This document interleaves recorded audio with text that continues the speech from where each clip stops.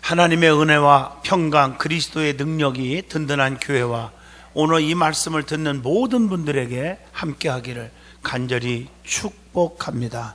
시편 24편 3절로 6절을 통해서 여호와의 산에 오를 자라는 제목입니다. 하나님은 성경을 보시면 자기 백성을 너무 사랑하십니다. 그래서 성경에 항상 구별해 놓고 항상 자기 백성들을 지켰어요. 기적이 하나님, 능력이 하나님이신데 그 기적을 통해서도 자기 백성들만 축복하셔요.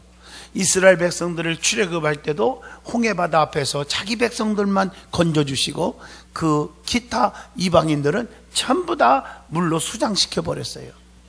여리고성을 무너뜨릴 때도 우리 자기 백성들을 오염시키지 않으려고 어린아기까지 남기지 않고 다 쓸어버렸던 모습을 보게 됩니다.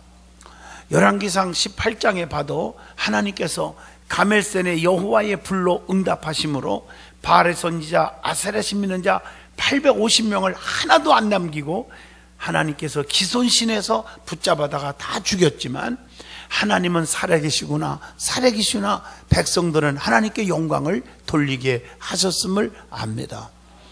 여러분, 하나님은 누구를 사랑하느냐? 자기 백성을 사랑한다는 거예요. 그래서 저와 여러분은 하나님의 백성, 하나님의 자녀가 되는 것이 얼마나 축복인지 모릅니다. 그래서 성경에 구분시켰어요.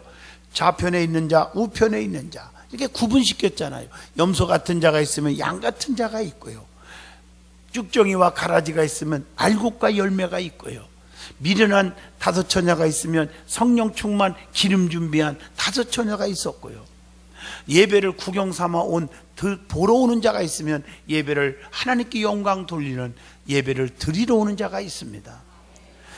트러블 메이커가 있으면 피스메이커가 있잖아요. 중요한 것은 로마서 8장 5절로 6절에 육에 속한 자가 있지만 영에 속한 자가 있다.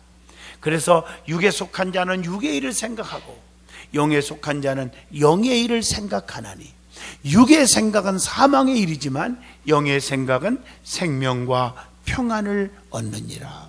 성경에 분명히 구분시켜 놨어요. 하나님은 분명히 자기 백성을 사랑해요.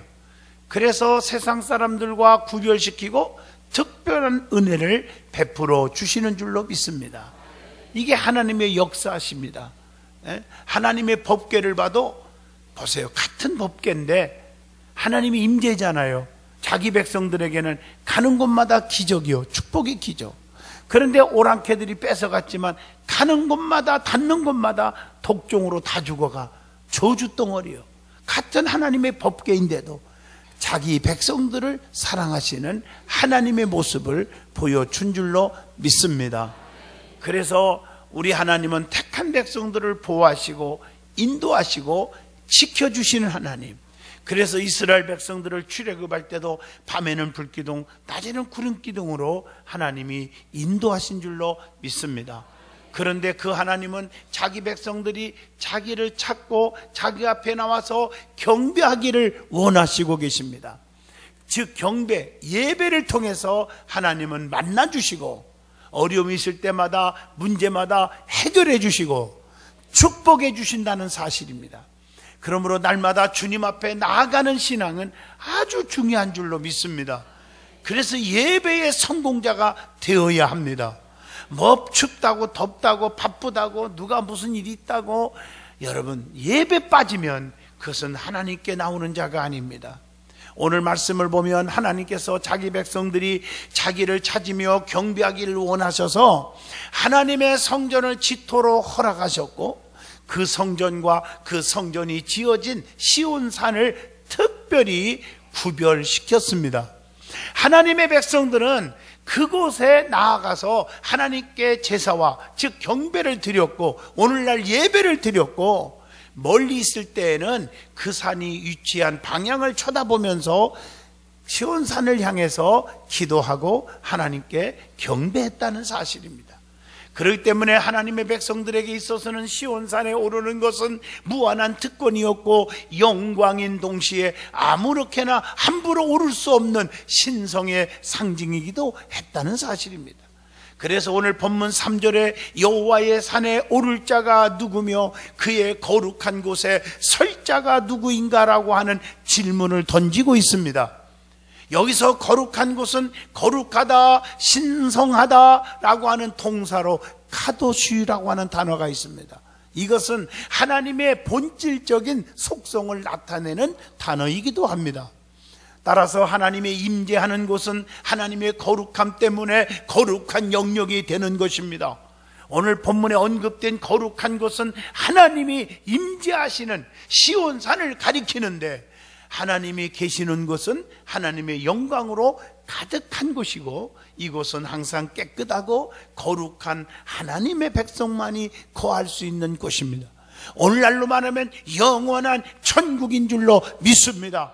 그러므로 오늘 본문 3절 말씀 속에서 여호와의 산에 오를 자가 누구며 그의 거룩한 곳에 설 자가 누구인가라고 하는 말씀하신 것은 넓은 의미로 보면 하나님의 거룩한 성전에서 드리는 예배에 참여할 자격 있는 자가 누구인가, 그리고 영원한 하나님의 세계 천국에 들어갈 자격 있는 자가 누구인지를 말씀하고 있는 줄로 믿습니다. 왜냐하면 성경에 아무거나 다 천국 간다고 하지 않았잖아요. 여러분, 마태복음 7장 21절 주여 주여 한다고 천국 가는 게 아닙니다. 다시 말하면 30년, 50년, 100년 교회 다녔고 직분을 가졌다고 천국 가는 것이 아니라 다만 아버지 뜻대로 행하는 자가 간다고 했고, 요한복음 3장 5절에 물과 성령으로 거듭나야 하나님 나라에 들어갈 수 있다고 분명히 말씀하고 있지 않았습니까? 오늘 말씀을 통해서 거룩한 곳 하나님의 성산에 오를 자의 자격과 오르는 자에게 주시는 그 축복에 대해서 말씀을 드리고자 합니다. 그러면 여호와의 산에 오를 자의 자격이 무엇입니까? 본문 4절에 답이 나와 있습니다. 곧 손이 깨끗하며 마음이 청결하며 뜻을 허탄한 데에 두지 아니하며 거짓 맹세하지 아니하는 자로다, 이렇게 말씀하고 있습니다. 다시 말하면 손이 깨끗한 자가 하나님의 거룩한 곳에 설 수가 있다고 하는 것이 첫 번째입니다. 본문 4절이 여기서 말하는 깨끗함은 죄가 전혀 없는 상태를 말하는 것이 아닙니다.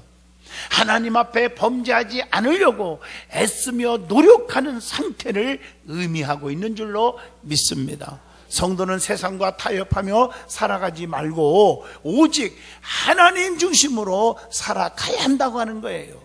마태복음 5장 8절에 보면 마음이 청결한 자는 복이 있나니 그들이 하나님을 볼 것이며, 여러분 마태복음 6장 24절 보면 두 주인을 섬기지 못한다 그랬어요.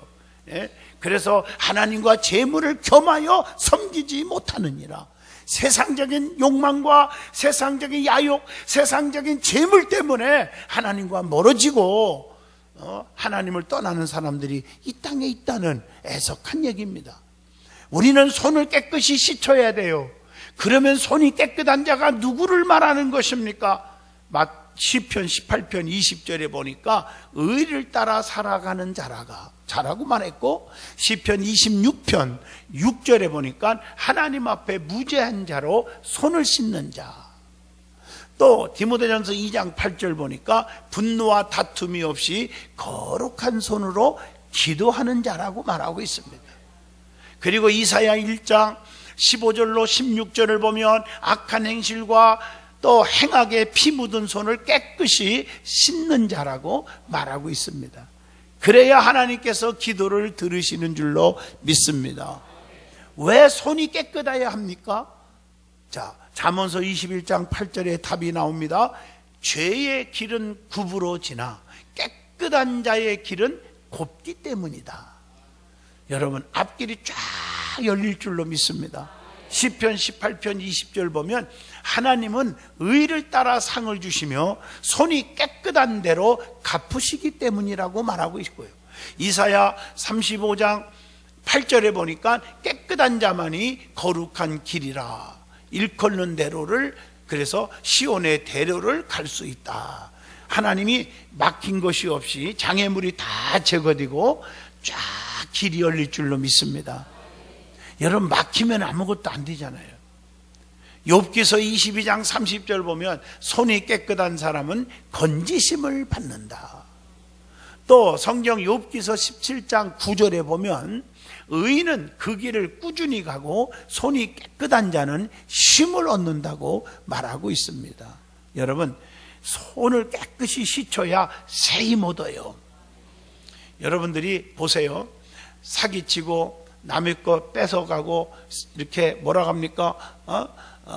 쓰리꾼들, 그래가지고 감옥에 갔다가 나왔어요. 그러니까 어떤 사람이 유혹을 합니다. 야, 한 번만 하자, 한 번만. 그때 결심한 사람들이, 거기서 예수 만난 사람이 뭐라고 합니까? 나 손 깨끗이 씻었어, 이렇게 말하잖아요. 다시는 안 할 거야. 이게 깨끗이 씻는 거예요. 잘못된 거 다 버리고 이제부터 새 사람 되겠다, 그런 뜻입니다. 그러므로 우리 성도들은 날마다 손을 씻어서 깨끗하게 하여 거룩한 곳에 설 수 있기를 축원드립니다. 그리고 그 손으로 하나님께 영광 돌리는 데만 사용하시기를 바랍니다. 그 영광 드리는 손이 뭐요? 봉사의 손, 기도의 손, 축복의 손이 되어야 하지 않겠어요? 어떤 권사님은 손녀딸을 딱 낳더니요, 아가야, 목사님이다, 기도 손. 그러니까 애가요 그 자리에서 무릎 꿇고 아멘 이러는 거예요. 할렐루야 영광손. 그러니까 애가요 손을 딱 들면서 할렐루야. 여러분, 이 우리의 손으로 남을 손가락질하고 저주하고 능욕하고 쑥덕거리고 미워하고 남을 때리고 해를 끼치는 손이 아니라, 이 손으로 봉사하고 이 손으로 기도하고 남을 섬기고 품어주고, 그런 손이 돼야 될 거 아닙니까? 그 손이 깨끗한 손이라 그 말이에요. 두 번째, 시온산에 오를 자가 누굴까? 4절에 보니까 마음이 청결한 자가 거룩한 곳 시온산에 오를 수 있다고 했습니다. 성도는 마음이 청결하여야 돼요. 애모만 그럴듯하게 살 것이 아니라 오직 하나님 중심으로 살아가고 내부적으로도 거짓됨이 없어야 한다는 거죠. 완전한 청결은 결코 인간의 힘으로 성취할 수 없습니다. 오직 예수 그리스도의 보혈의 피를 통해서만 가능합니다. 히브리서 9장 14절에 답이 나와 있습니다. 그러면 마음이 청결하면 어떻게 되는 것입니까? 마태복음 5장 8절, 하나님을 보게 되는 축복이 옵니다. 시편 15편 2절, 정직하게 행하고 공의를 실천하며 마음에 진실을 말하게 된다고 했습니다. 그리고 시편 62편 8절에 보니까 하나님만을 의지하고 마음을 하나님께 토하여 사함을 받게 된다, 그렇게 말하고 있습니다. 디모데후서 2장 21절, 자기를 깨끗하게 하면 하나님 앞에 귀하게 쓰임받는 그릇이 된다고 했습니다. 사랑하는 성도들이요, 하나님 앞에 천하게 쓰임받는 것이 아니라 가장 귀하게 쓰임받는 그릇이 되기를 축복합니다. 귀하게 쓰임받는 그릇. 마음이 청결하면요, 선을 베풀어 주시오. 시편 73편 1절이에요. 하나님이 참으로 우리에게 이스라엘 중 마음이 청결한 자에게 선을 행하신다. 그 다음에 시편 51편 10절 보면 정직한 영을 새롭게 해주신다. 그리고 믿음이 있을 때 마음이 깨끗해진다고 사도행전 15장 9절, 로마서 10장 17절에 말씀하고 계십니다. 그러므로 사랑의 마음이 너무 중요하다는 것을 아셔야 합니다. 자, 마음이 청결해. 모든 행위는 마음에서부터 나오는 거예요. 예? 우리의 생각을 그래서 많이 고쳐야 돼요. 여러분 성경 보세요. 이 생각이 얼마나 죄를 짓는지. 그래서 육의 생각으로는 사망이고 영의 생각은 생명과 평안이 온다고 그랬잖아요. 가룟 유다 보세요. 요한복음 13장 2절, 예수를 팔 생각으로 꽉 찼어요. 그랬더니 세상에 돈독 올라가지고 예수님을 배신하게 되잖아요. 행동으로 옮기잖아요. 그래서 비참하게 죽었잖아요. 사무엘상 18장 25절 보면 사울이 시기 질투가 나서 다윗을 죽일 생각을 했어요. 그래서 행동으로 옮기잖아요. 군사까지 동원시켜서 다윗을 죽이려고 했지만 자기가 먼저 비참하게 죽고 말았잖아요. 우리는 생각을 고쳐야 돼요. 성도는 항상 선한 마음을 가지고 살아가는 것이 중요한 줄로 믿습니다. 그 다음에 교만한 마음과 나쁜 생각을 버려야 한다고 했습니다. 하나님은 교만한 자를 물리치시고 겸손한 자에게 은혜를 베푸신다고 야고보서 4장 6절에 말했고, 또 야고보서 4장 10절에 보면 주 앞에서 낮추라, 그리하면 주께서 너희를 높이시리라 말씀하고 계십니다. 사도 바울은 핍박하는 마음을 버리고 전도하는 마음으로 열심으로 바꾸셨어요. 빌립보 3장에 보면.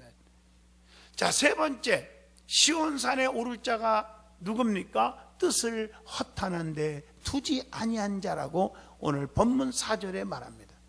사람이나 우상 등등 가치 없는 존재를 의존하지 말고 살아계신 하나님만을 의지하시기를 축복합니다.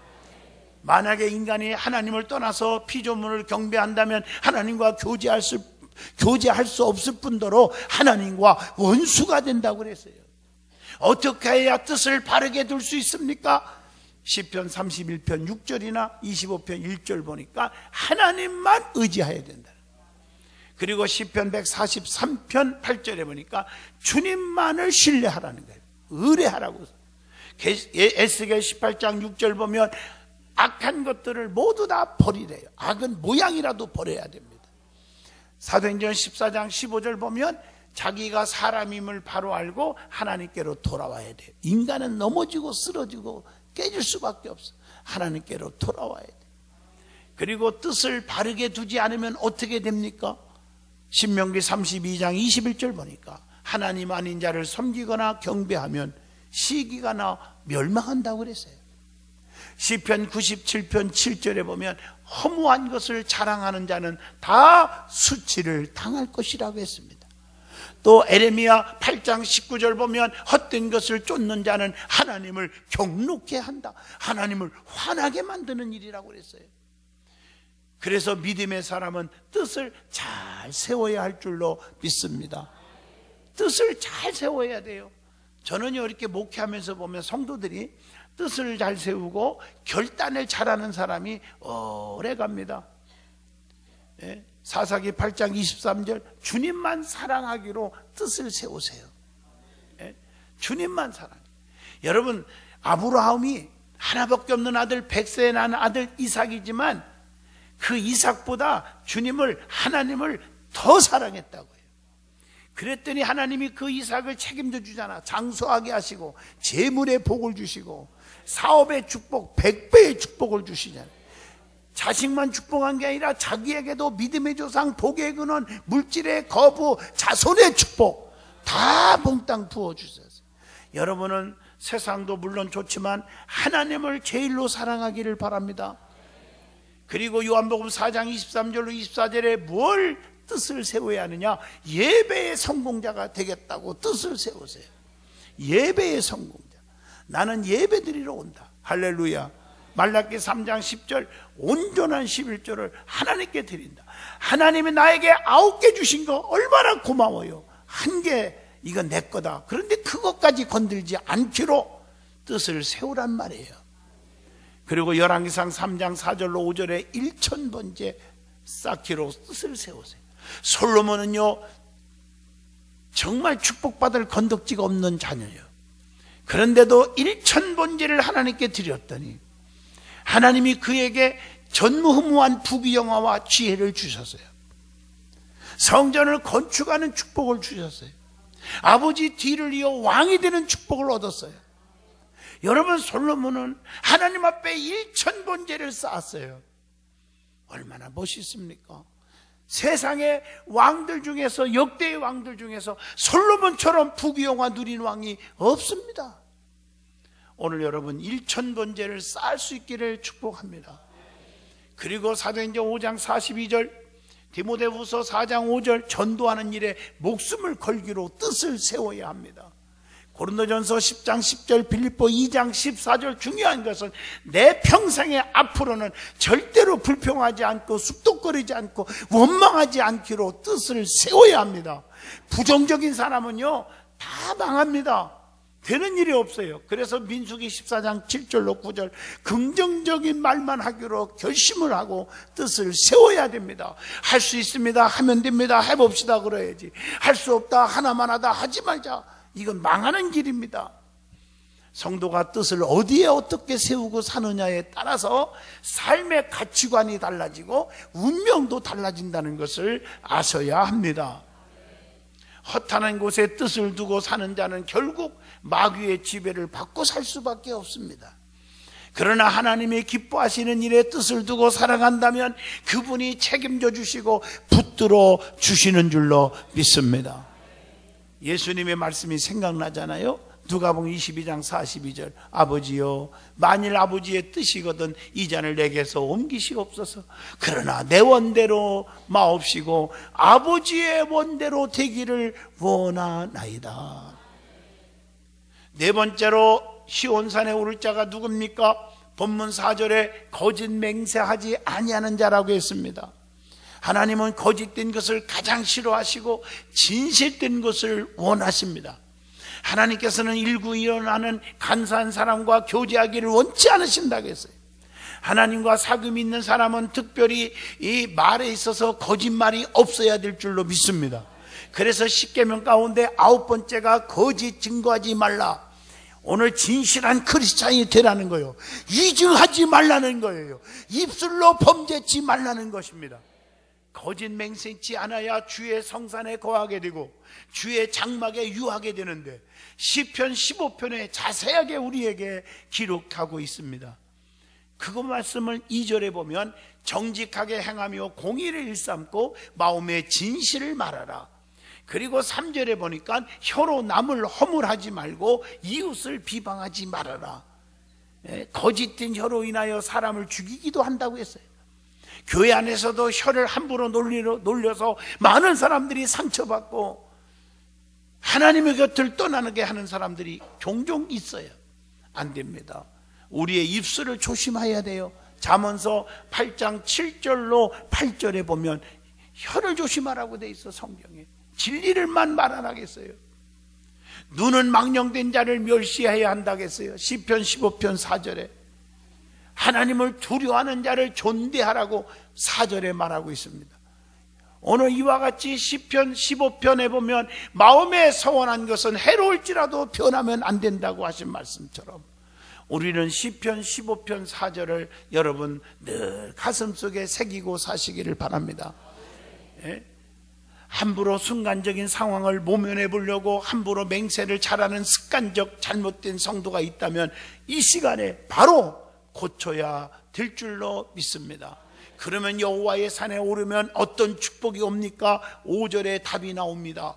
거기에 보면요 축복이 쭉 나열되어 있어요. 거룩한 곳에 바로 설 수 있는 자격을 갖추면 하나님은 반드시 거기에 따르는 보상이 있다고 히브리서 11장 5절 6절 시편 138편 8절에 반드시 약속하고 있습니다. 첫째가 무슨 복일까? 5절에 여호와께 복을 받고 그랬어요. 하나님께 복을 받고. 여러분이 사람이 주는 복은 영원하지 못해요. 하나님이 주시는 복은 영원합니다. 그래서 마음의 청결과 행위의 순결함으로 인해서 받는 복인데 이 복은 여호와의 보호 안에서 번성하는 복을 말합니다. 하나님이 지켜줘야 돼요. 복을 주셔야 돼요. 이 복은 오벳 에돔의 집에 임한 여호와의 복을 예를 들을 수가 있겠죠. 사무엘하 6장 11절이나 역대상 26장 4절로 5절의 말씀입니다.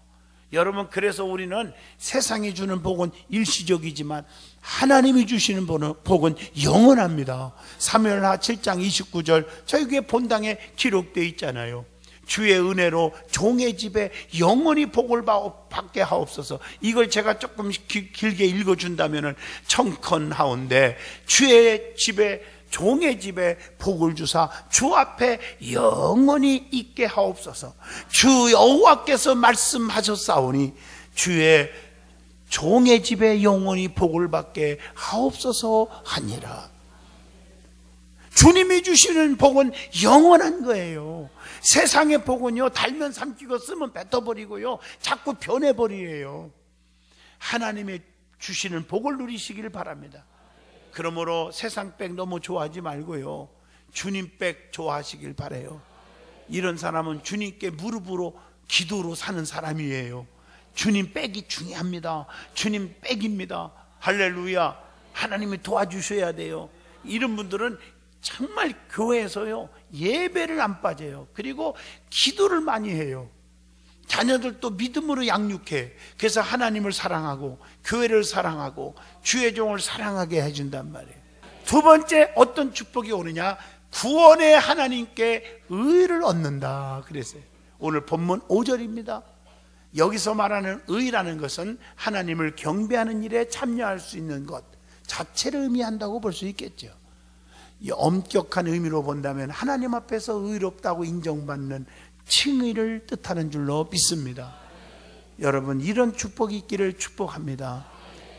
결론입니다. 손이 깨끗하고 마음이 청결하며 뜻을 허탄한 데 두지 아니하고 거짓 맹세치 아니하는 자가 여호와의 성산에 오르게 되고 거룩한 곳에 설 수가 있다고 말하고 있습니다. 이것은 곧 주님 앞에 경배를 통해서, 예배를 통해서 하나님과의 바른 관계가 반드시 형성되고 하나님의 엄청난 축복과 의롭다함을 얻는 영적으로 또 정신적으로 혹은 육적인 축복을 모두 누리게 되는 줄로 믿습니다. 그러므로 우리는 반드시 거룩한 곳, 하나님의 임재하는 곳에 오르는 축복이 임하시기를 진심으로 축원드립니다. 기도하겠습니다.